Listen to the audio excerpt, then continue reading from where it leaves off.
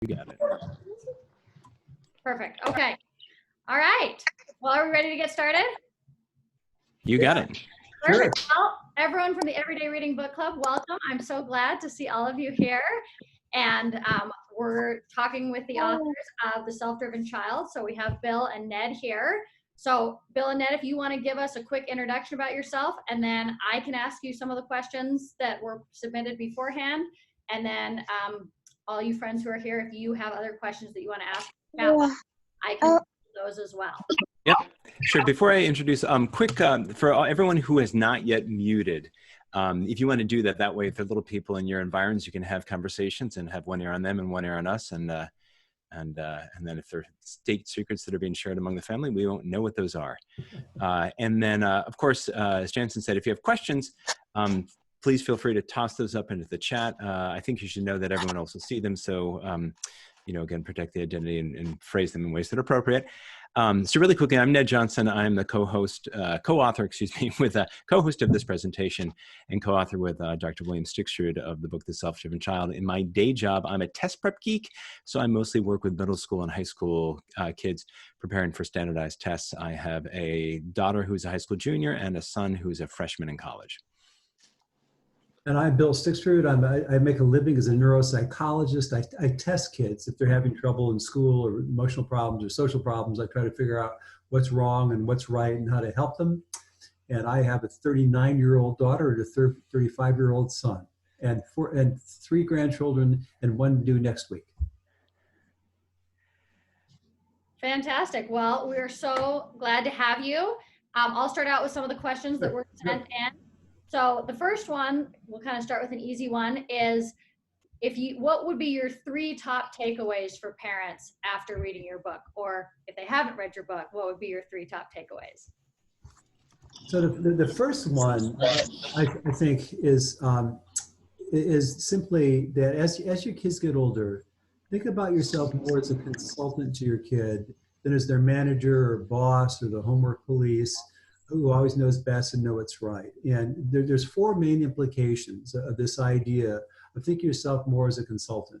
One is to offer help and not try to force help on a kid unless the kids are completely out of control.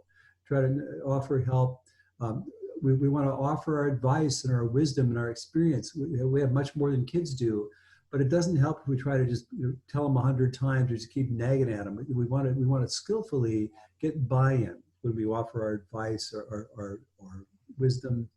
Third thing is that we want kids as much as possible to make decisions for themselves. We want to support, especially teenagers, we want to support them in making decisions because we want kids to be able to run their own life before they go off to college. And the fourth thing is that because the way that kids become resilient is by dealing with their own problems and activating their brain in a way that puts them into kind of a coping mode when something stressful happens, as opposed to freaking out or giving up or getting mad.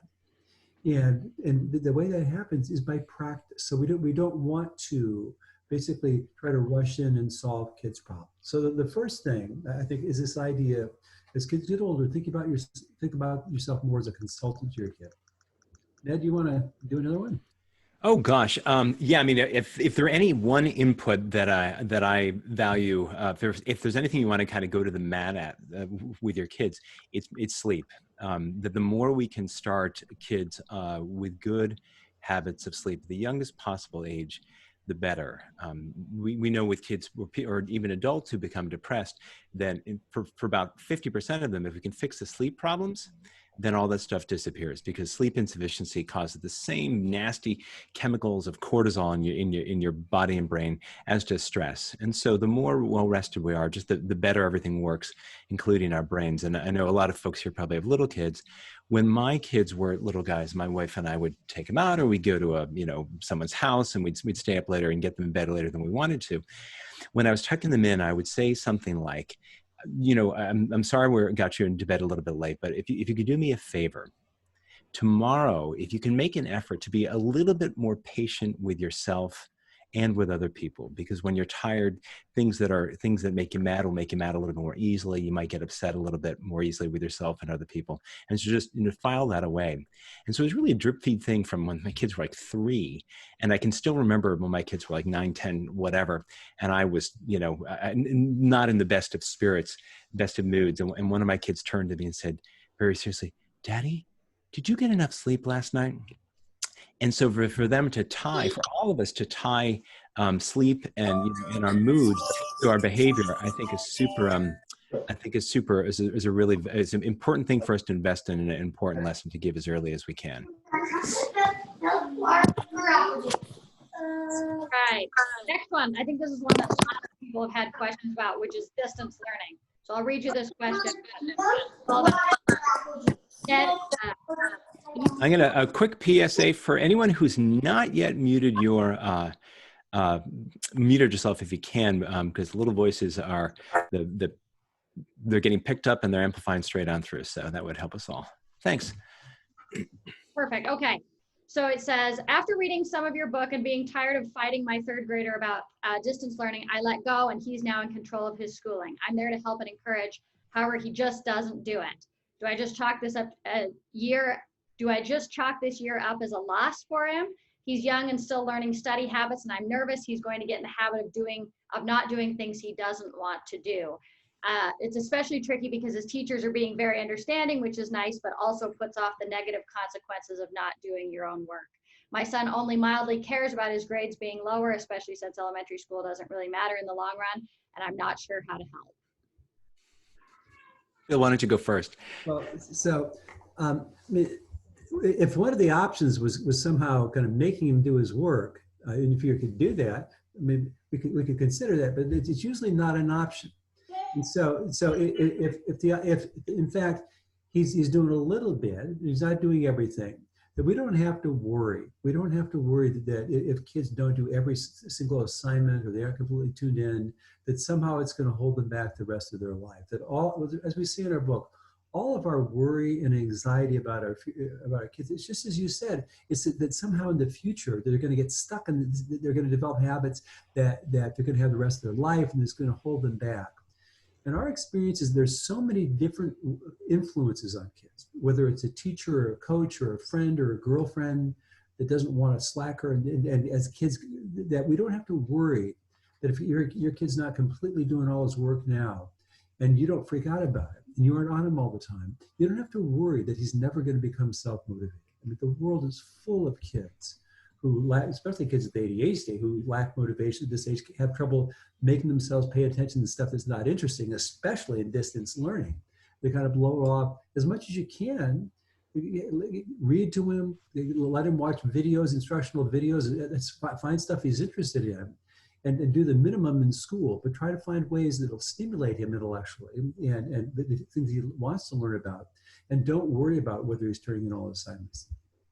Now, do you want to?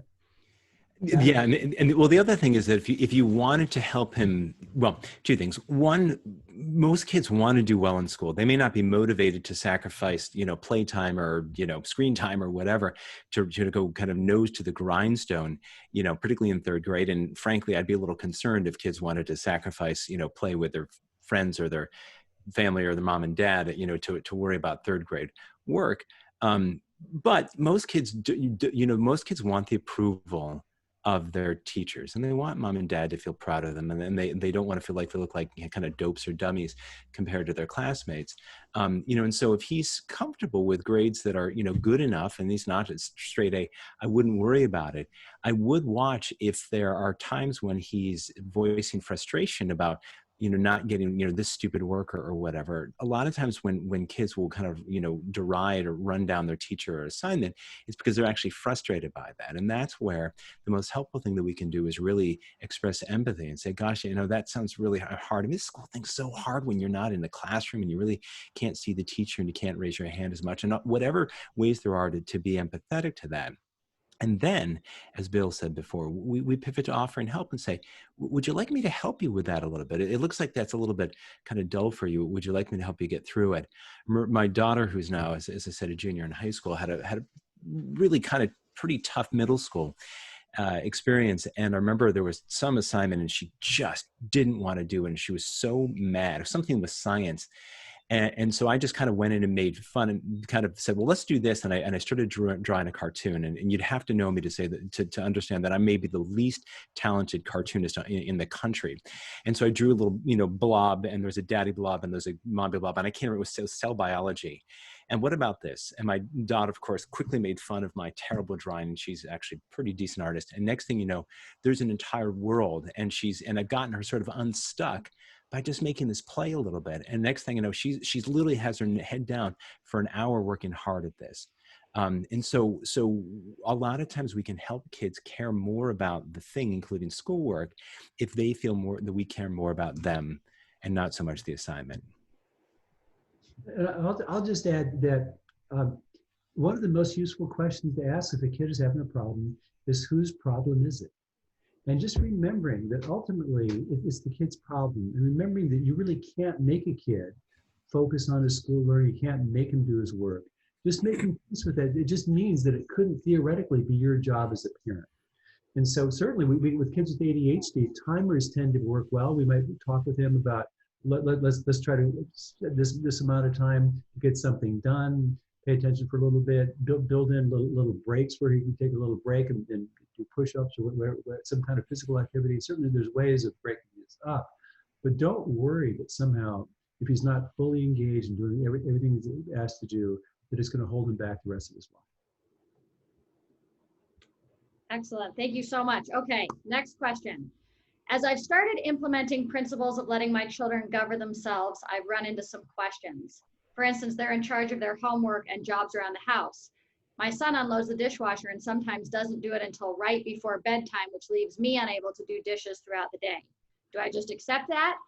Needing things done on a timeline feels like another way of controlling the situation. So how do I have structure within my home while letting my children take care of their responsibilities on their timeline? First, I love the question. I love that your son is your kids are helping with chores. It's the great longitudinal study out of Harvard that finds that one of the greatest indications or correlations with future success is whether kids are doing something around the household to be part of helping the household. So I think that's great. And I also love that your instincts are not to, you're not trying to tell them what to do and when to do it. You're trying to give them flexibility that way. Our feeling about chores is to sort of incorporate those into a weekly family meeting. And you could start by saying, hey, nice job getting all the dishes done. I really appreciate that. If I may, is it possible that you could get it done by an early time? And here's why. And you explain that you would like to put the dishes in the dishwasher, and you don't want things being cluttered up, but you can't put dirty dishes into a dishwasher that's already full of clean dishes. And I think it's a completely reasonable thing for you to ask because it's tied to reality. It's not it's him helping you do your job. You're not being controlling, you're not being micromanaging for no good reason. It's a perfectly good reason. I think as long as you have that conversation in a respectful way, I would absolutely ask. And I think also, Ned, you simply say, at a family meeting or just sitting down with doing collaborative problem solving with your son, you simply say, that the goal, let's agree about a time for you to get the dishes done so I can do my job the next day. And then also, if you don't do it until the last minute, what should be the consequence? And it may be that he doesn't start on his playing video games until he does the dishes. You work out in advance what the understanding is, so that if he is late, that he feels it as well as you. And so it's not lecturing at him or getting mad. It's these, ideally when you're calm and he's calm, talking it through in a way that was a clear understanding of what's expected. And you work out what would be the consequences if you don't follow through. That's really helpful. Okay, one of the questions that I came up a lot, both in our discussion in September on Instagram and then also in the questions today, have been about for homeschooling parents, because that's obviously a different thing when you don't have a child and a teacher with the parent as kind of a third party, when the parent is acting as both a teacher and the parent. how do you deal with that dynamic and help your child be accountable without, messing up those dynamics? Well, I think that, and we've talked to a lot of homeschooling organizations about our book, and they tend to really like the idea of developing self-driven kids, and that's part of the mission of homeschooling. And I personally think that just this idea that you can't make a kid work, and just knowing that you can't make them learn, and knowing that it couldn't be your responsibility.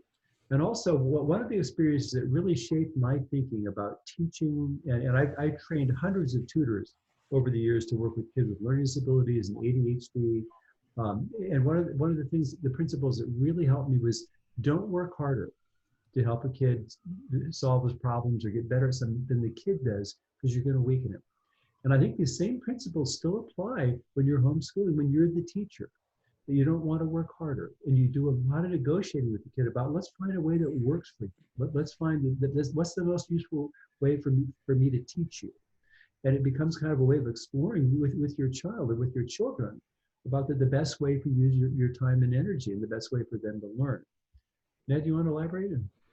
I think that's good. I mean, I admit to having a little bit of a kind of twitch reaction to the word accountable, because it's a word that sort of snuck its way into education last decade, and it really is just a term for control, right? That the voters want accountability of the schools, and the politicians therefore want accountability, and the principals want to have the teachers be accountable to them. But at the end of the line, it's the kid, right, who ends up having, kind of increasingly less and less and less autonomy. And it sure seems to me that the most successful models of education have the kids, it's kid-centered, meaning that the kid has the sense that he is, just as Bill said before, it's his education. He's responsible for it, with, these older people around, his parents and teachers, sharing advice, offering wisdom, offering structure, but not trying to make kids do things. And the longer kids are in school, the less and less autonomy they have. And so with homeschool, there's this great opportunity to work as a team and not have this kind of structural hierarchy where the parent is always knows best and the kid always knows least. And particularly as they get into the teenage years, because our take on this, as much as I want your kids, you want your kids to work hard in their education in school. But more important than wanting kids to work hard is that we want kids to want to work hard. And so the challenge when it's someone else is in charge, when it's carrots and sticks, kids will do what is necessary to get the reward or to get someone off their back. But that's it. Because it's extrinsically motivated, they're not going to go the extra mile. What we're really trying to do, in addition to having kids be well educated, is to foster in them motivation to want to work hard at things that are meaningful to them and ideally to the world. That's great. I'm going to take a couple of questions from the chat box, since those are people who are actually here right now. And if you have a question, you can send it to me privately if you don't want the whole group to see it. And I'll be the only one who sees those. So one of the questions is, in your book, you talk a lot about the importance of minimizing your own stress in order to be able to parent. Can you explain this a bit and also provide some practical tips on how to achieve this? Well, in the book, we talk about we're very early in my career, where I used to do a lot of psychotherapy as well as testing.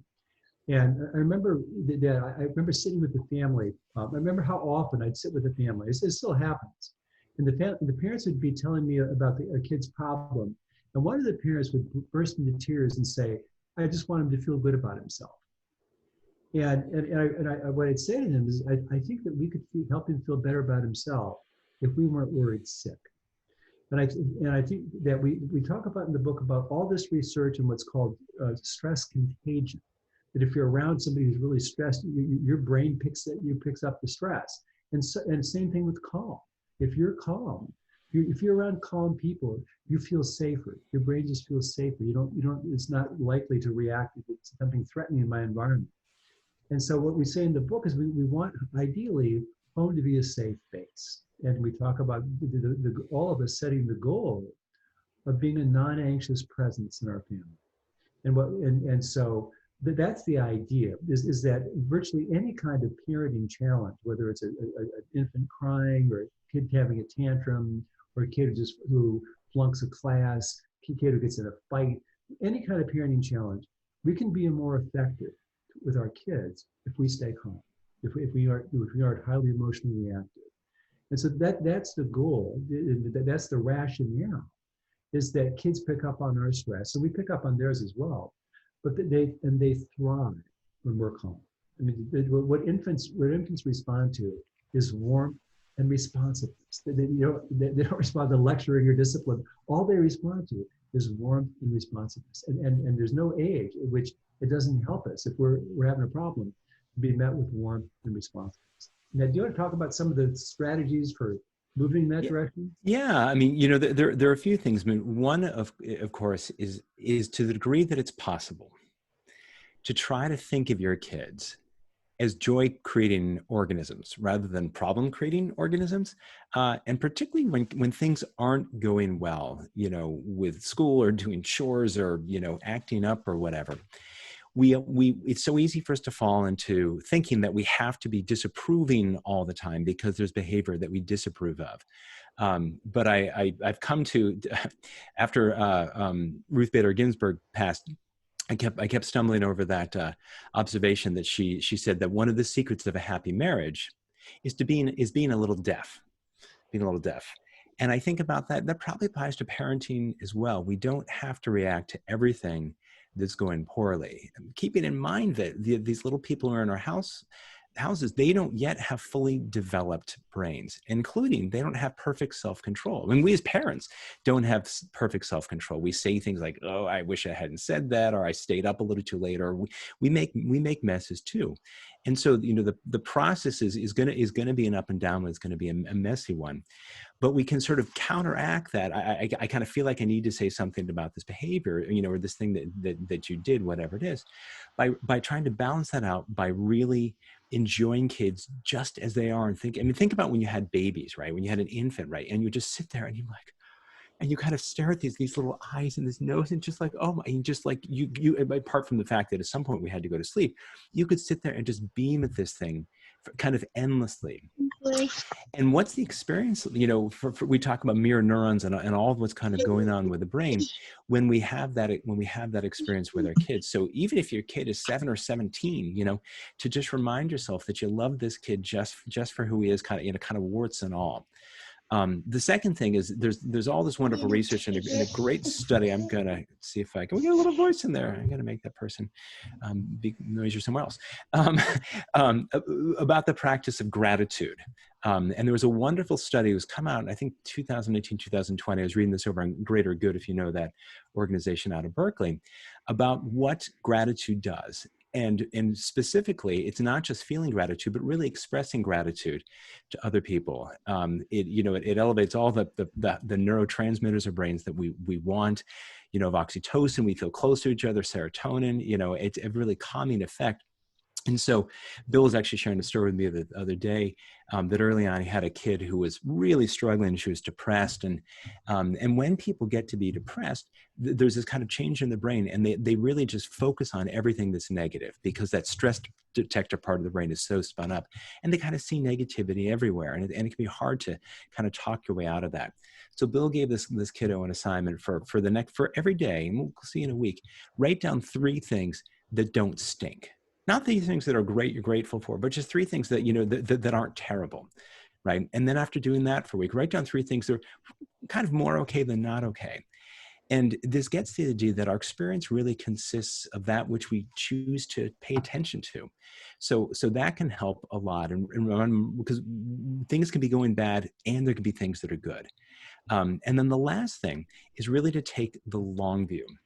Because it's just as Bill said, when things feel like a disaster, we feel like our kid is going to be stuck there. We're going to be stuck there forever. But Bill's seen thousands of kids, and I've seen thousands of kids who, at age 10 or 18 or even 25 are just a disaster, right? But they too want their lives to work out. And so I mostly see kids who are 14 to 17, and when I see them coming back for graduate school at age 24, and you're like, holy smokes, have you really fallen together, right? I mean, it's like, wow. And those changes feel so gradual, like as parents, like they'll never change. But if you think about where you were in 7th grade, or friends that you knew who were like, yeesh, and they turned out to be lovely and successful adults, then the challenge that we're dealing with right now, it'd be so much easier to just think, this is just part of the path, and you wouldn't worry about it so much. Ned, can I amplify that just a little bit? Please. Well, I mean, we're just finished. We're just working on the 9th chapter of our 2nd book out of 10. So we're almost there, and it's about talking with kids about their brains. And in it, I say that by far the most useful thing I ever learned about the brain is how slowly the prefrontal cortex develops, and how different it is between 14 and 17, and 17 and 20, and 20 and 23, and 23 and 26. And I've been able to reassure thousands of parents and all of my friends who had, all my friends had at least one kid with ADHD. I've been able to reassure all of them that it's going to be okay, that they're going to be different as their brain matures. And just this last winter, I got a Christmas card from the family, and it said, on the front of it, it said, "You were right." And I opened the card, and it said, "They all turned out great." It has a picture of the 3 kids that I'd followed for years, who are all a hot mess at various points in their life, with their spouses. And one became a very successful attorney, one's an architect, and one's a graphic designer. And but this happens all the time. So this, in terms of not being anxious, just realizing that we don't have to worry that our kids are going to get stuck in some negative place. They'll never learn how to do this because there's so many influences in their life, including their brain development, that can lead them in beautiful directions. You mentioned just in passing ADD or ADHD, and there's been a lot of questions about that with parents who would love some pointers or direction if they have a child with either ADD or ADHD, and how to best parent to that. Yeah. You know, and just the last couple of weeks, we've given Ned and I both given presentations to a summit on ADHD, actually 2 or 3 in the last 2 or 3 weeks. And from my point of view, I raised a kid with ADHD and who has a PhD in psychology and is incredible. I was a late bloomer, you know, and so my feeling is that because what we're asking people to do is simply to align your thinking with reality, that even if the kid has ADHD, his work is his responsibility. And I don't remember whether I mentioned this in the book or not, but in the first week of my career at Children's Hospital, my first job as a neuropsychologist was Children's Hospital in DC. And in the first month, I saw 2 kids in the same week, a 7-year-old girl with ADHD and a 19-year-old boy with ADHD. And the 7-year-old girl would come home every day from after school, and she wouldn't play until she'd finished her homework. And her mom would have to sit with her because she had ADHD. But then if the girl saw, this is my work, I need to get it done, and then she'd go play. The 17-year-old boy had spent most of his adolescence, 19-year-old boy, fighting other people's attempts to get him to work and just resisting and avoiding. And he goes off to college and he flunks all his courses for 2 straight semesters. And I asked myself, is it a matter of neurological maturation? And she was 7 and he was not. It's not. That ain't it. He had a much more mature brain than she. Even they both had ADHD. It's a matter of that sense of who's responsible for what. And I think that I just gave a lecture recently, a couple of lectures on the importance of promoting autonomy in kids with ADHD, because so much of the research, almost all the research on ADHD focuses on rewards and consequences to get them to do stuff. But there's no emphasis at all on promoting that self-drive, that self-motivation. And my experience is when we don't work harder, when we offer to help, when we offer support, when we provide as much support and help and supervision and structure as a kid needs, but we don't try to ram it down their throat, we don't take responsibility, and we don't work harder than they do, that the energy changes in a way that kids step up to the plate and they do well. Ned, do you want to add on to that? Yeah, no, I mean, my son's a freshman in college and was never formally diagnosed with ADHD, but about as dreamy a kid as you could imagine. You know, he the kind of kid who'd get up from the kitchen table with his walking toward to put his dishes in the dishwasher and stop 3 steps away, dreaming about, you know, some movie that he'd seen. And he would sit there for 5 minutes. We could just sit there and watch me like, this is remarkable. And when he was, I don't know, maybe 4th grade, we lived pretty near the school he attended, but everyone's like, oh gosh, we got to get going here. Hey, can you put your shoes on? He'd start to put his shoes on, tying his shoes. And my wife would ask him this or that question. And when she did that, he'd stop tying his shoes. And it took me a couple, 3 times to pay attention to this. And she's like, he can't tie his shoes and talk at the same time. I'm like, evidence suggests not, right? And she would say, and my wife's an educator, well, how many times do I have to tell him? And again, it wasn't a matter of his trying harder, right? You know, his growing up. I mean, he's going to grow up eventually, and he has. I mean, he's 19 now. But to simply know that with kids who have the ADHD, it's just going to take them longer. I mean, I have a boy I'm working with right now who's very significant ADHD and learning disabilities at a school for LD kids here in DC, and his and my on Friday, okay. wife will overhear these in the conversations, and she's like, "My gosh, how old is that kid? He sounds like he's 12," and it's like, you're absolutely right, and he acts like he's 12 because in some ways that's kind of where his brain is now, but he won't be there forever, right? And because brains develop in the ways that they're used, just as Bill said, we want kids to do everything they can to struggle with themselves, to solve their problems as much as they can. It's not that we're stepping away. It's just that we're not behind them, pushing them. We're walking beside them, offering help, not forcing help. And again, I want kids to be successful in school. We want them to work hard. We want them to have all the structure and support and help that they need. We just don't want to force it on them because we don't want them to spend this tremendous energy fighting other people's attempts to help them and probably get them to do what's in their own best interest. And I just tested a kid, or actually he's 28 years old now. He's in his 3rd year at Harvard Law School, and I diagnosed him with ADHD when he was in 1st grade. And he's taking medicine for ADHD since he was in 1st grade. And so he's 22 years later, he's just finishing Harvard Law School. He's incredible. But it took him a while to grow into it, to kind of figure out. He's still not quite there. I mean, he still has some brain maturation to go. But if we can stay calm and we supported kids and focus on their strengths, provide support and not catastrophize, that I think that we can really help ADHD kids do well and really do well in life. Thank you so much. There's been a couple of questions about kids with a strong fear of failure and how to help them develop a growth mindset, be willing to try new things or push through when things are hard or when there's a lot of falling down along the way. So it's interesting in our, fear of failure is related to, anxiety, and it suggests that kids tend to have a pretty sensitive stress response. And many parents and kids are going to feel a failure. They don't want to try things, or they give up quickly. Many parents really worry that somehow if they don't kind of fix this soon, the kids are going to just inevitably going to grow up and they're going to always be kind of avoidant, or they'll resist challenge.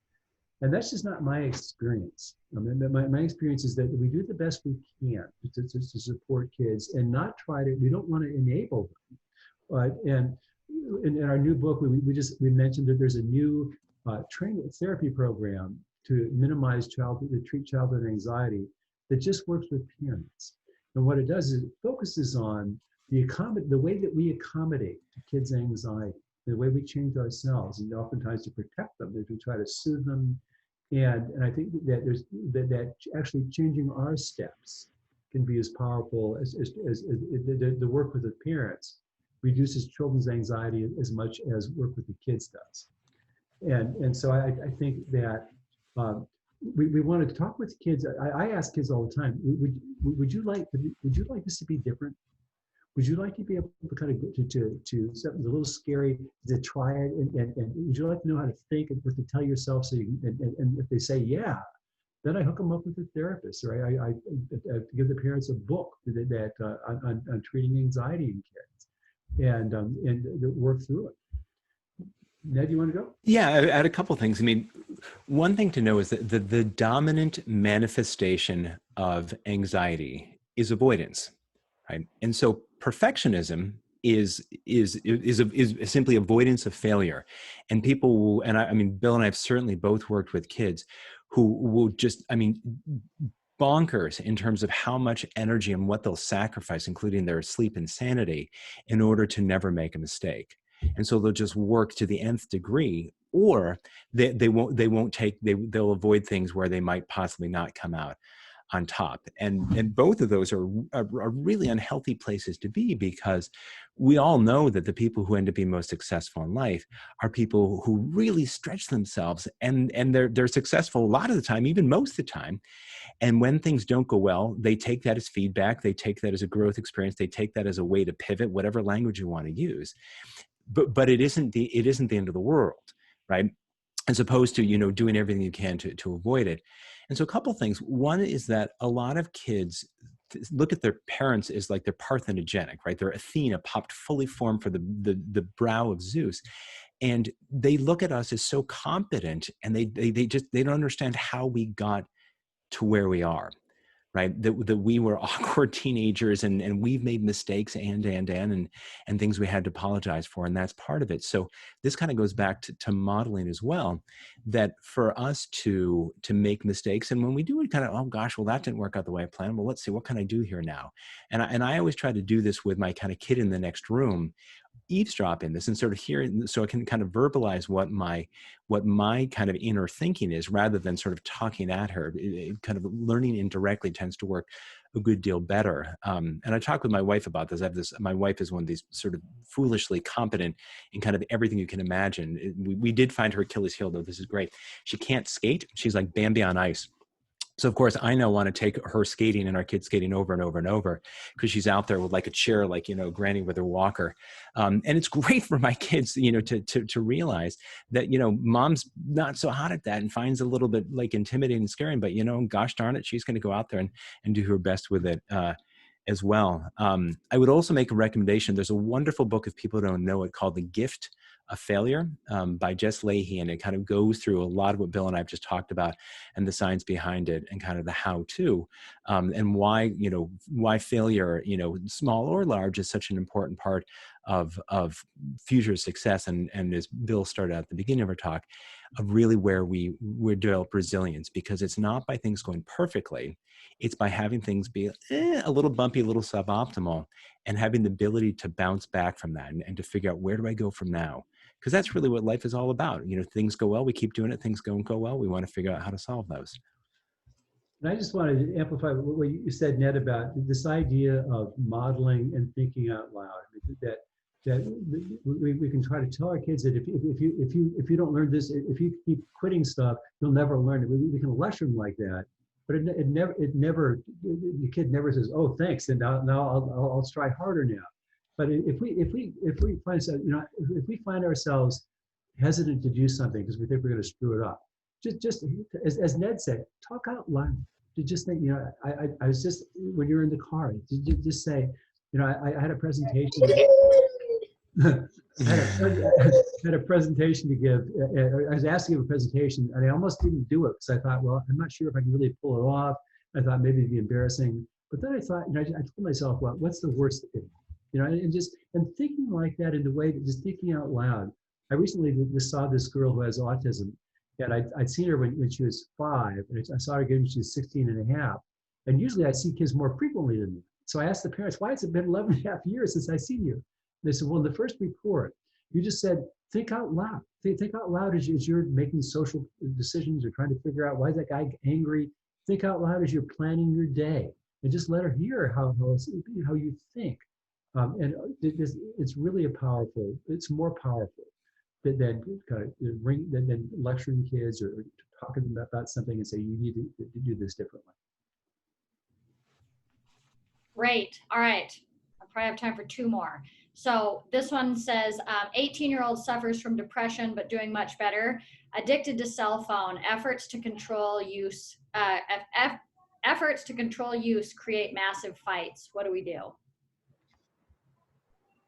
Well, we have a whole chapter in our book called Taming the Beast of Technology. And the long and the short of it, of course, is that we might all like to think that we were, when we were that age, that we would have somehow really controlled this well. But of course, we don't know that, right? And these technologies are now by design the most addictive things that have ever been created technologically. And so we want to be sympathetic to the fact that these things are hard to resist for all of us. I mean, there's a study in the UK that found that 60% of kids thought that 60% of parents thought that their kids were on their phones too much. 70% of kids thought their parents were on their phone too much. So we're back to probably modeling to start with.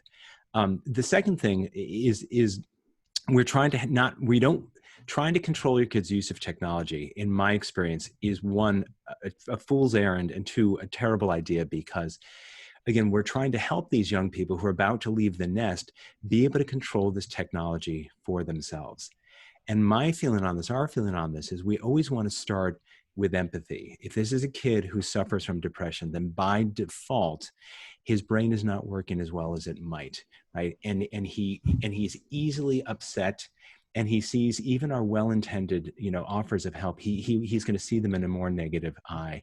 So I would, if he's on his phone all the time, I would start by, so what are you into? I have a daughter who's complicated in some of these same ways, and I've spent a lot of time trying to figure out what are the shows that she's watching, what are the games, and I'll ask about these, just like these were other friends, right? So what's the new dragon that you got? Were you an imposter, or were you the killer in Among Us, right? And I don't really play these things, but I try to take enough interest in them, just like if she was, into softball or something.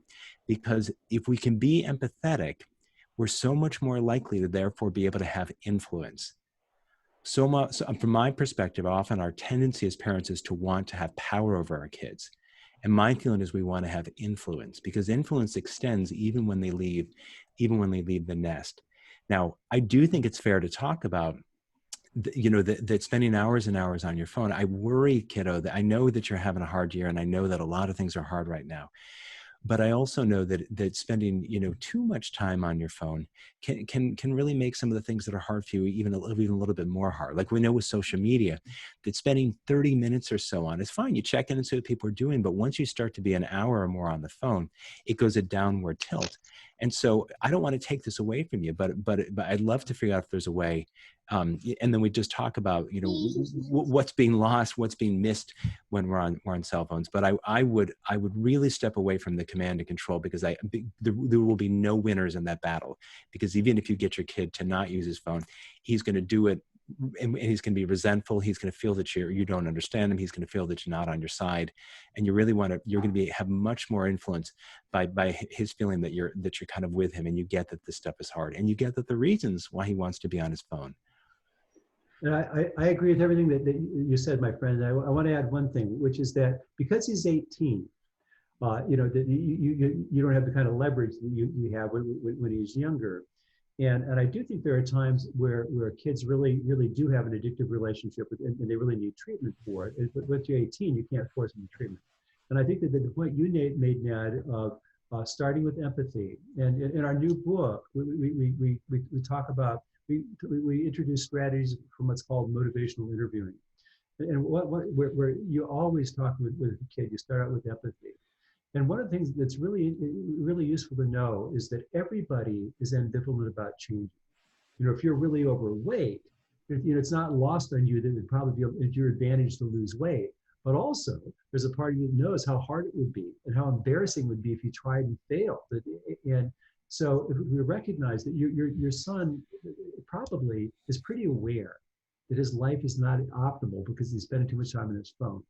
And starting with empathy and talking about how is this working for you? Is there a way you'd like it to be different? You may be able to get him to argue the reasons that he should actually get somebody to help him, or just go cold turkey or do it on his own. But oftentimes kids, because as Ned said, that 200 psychologists in 2018 signed a letter to the president of the American Psychological Association asking them to censure the psychologists who work in Silicon Valley, knowingly creating these products to make them as addictive as possible. And I think this is, I just supported what you're saying, Ned. And certainly, if a kid isn't working, not going to school, and all he does is on his phone, then I think then you want to consult with a professional about, do I set limits here? Do I say you got to be taking classes, you got to be doing something productive. I can't allow you to freeload at home. But that's a different discussion. That's a more complicated discussion. But I think once a kid's 18, that if a kid, that's all they're doing, then I think we need to have that discussion. All right, last one. When you and I went to school, if you didn't turn in an assignment, you got a 0. Nowadays, my boys in high school can retake a test if they get a bad grade, turn in their homework anytime, and the teacher will change the grade. I'm having trouble telling my kids this behavior won't be acceptable in the quote unquote real world. What can I try to encourage them to turn in their assignments on time? Well, you know, they could make an argument that they are responding rationally to the way school's been set up. Right now, I agree with you that I might I might do it a little bit differently. Then there's no ramification. You can do it at any point when there's no kind of deadline or consequences. But since you're not the teacher and I'm not the teacher, your kids may be responding in a perfectly rational way. I tell you, I had a student I was working with a few years ago who's now in college. And in the school system here, just in Maryland, if you get a 90, it's an A. If you get a 93, it's an A. If you get a 99, it's an A. This kid was brilliant, brilliant, brilliant, brilliant. And he worked his tail off to do as little as possible so he could get a 90.5 and get the A. And it drove his poor mother crazy because from her perspective, he was playing with fire all the time. And why won't he work harder? I want him to work harder. He was responding to the incentive system that he understood that his job was to get straight A's, and he did it, but just barely all the time. And so for these kids, they may be just responding to the incentive systems that are there. I also suspect that when they get to the real world, and that they do things last minute, the real world has a pretty good tendency and a pretty good ability to disabuse us of wrong assumptions, right? You know, that if they think it's fine in their first time in college or job or you know, working with a friend or a teammate in some project, say, whoa, Ned, let's not okay. Because right now, if you're talking about some far off thing, to them feels far off. The one, they think you just don't know what you're talking about, and you just can't get them to imagine and to take seriously a hypothetical situation in the future. So I would really try to take a different angle on that, but I would also feel comfortable that your kids are probably bright enough, right? And they've probably been parented well enough to know that they should pay attention to the people around them. And when the rules of the game change, I suspect that they'll also change their own behavior. And I'd add that tell me, I think it's fine. You don't have to try to scare them. You're going to need to be able to do this when you're older. But telling them that in college you need to learn most stuff you need to turn in on time, and that I'd love to see you challenge yourself at least some of the time to turn things on in time, or really nail it the test the first time you do, just so that you know you can kind of prove to yourself, I can do it if I have to. Yeah, and I went to school probably 30 years before you folks did, but I don't remember in high school. I don't remember ever turning an assignment in on time. I graduated at 2.8 grade point average and never got points past page 50 in a book. And yet, I flunked English the first quarter of my senior year in high school. But things happened in my life. They kind of woke me up a little bit, kind of grew me up a little bit at the end of my senior year. And I started college as a straight A student. And I think that it wasn't, oh my, gee, it's not working anymore. It's just that I became important to me. And the professor would say, you need to turn this in time. And I figured out how to do it. So again, I think that there's life lessons we want kids to learn, but we don't have to learn them this minute. And we don't have to worry they don't learn them this minute, that somehow they'll never learn them. The one last angle that I would say is, you know, I had a somewhat similar experience with my son. when he was in, I guess, early years of high school. And it basically, you know, he said, well, the teacher said it could be such and such, doesn't really matter. And I said, well, I said, you're right about that. I said, there's one other motivation you might, that for me would matter. That in this case was my son was kind of, we again lived near the school, and it would be kind of chronically late or there just in time. And I said that, you know, he said, but it's okay because we don't really get in trouble. And I said, well, the way that I look at this is this. I think you're a pretty respectful kid, right? And it sounds like your teacher is a pretty good teacher. You keep telling them how much you really like her. And it's possible, I don't know, but it's possible that when you're showing up and late on time, that's making her feel like you don't really respect that class enough to be there on time. So just something you might want to think about. And then I didn't hammer it over and over. We're just trying to put that idea in his head and then let him think about that. And so you might say something to your kids to say, you know, you're absolutely right. You can always go back and do it later. And I love that you have the chance to look at it again and improve your learning. But it's also possible that, you know, if you really like this teacher, and it might be worth putting your best effort out the first time, because that may change a little bit how that teacher thinks about you as a learner, and the respect that she feels you have for her and for the class. That was fantastic. Thank you so much. We really appreciate you guys both coming on today. And thank you for everybody who's joined us. I really appreciate it. Thank you so much. Thanks for having us. Yeah. Yeah. Thank you. And thank you for your phenomenal book. I'm very excited about your new book coming out. Do you have a release date on that yet? We think August or September of 2021. Fantastic. Well, we'll look forward to that. Thank you. Hopefully that's in after times, you know. Yes, exactly. It's called What Do You Say? It's talking with kids to build stress tolerance and motivation in a happy home. And so a lot of the principles of self-driven child, but there's a lot more focus on actually communicating with kids. And the language we use, a lot of language we use with our own kids and the kids that we work with, in a way that skillfully communicating the things that can help them turn into self-driven kids.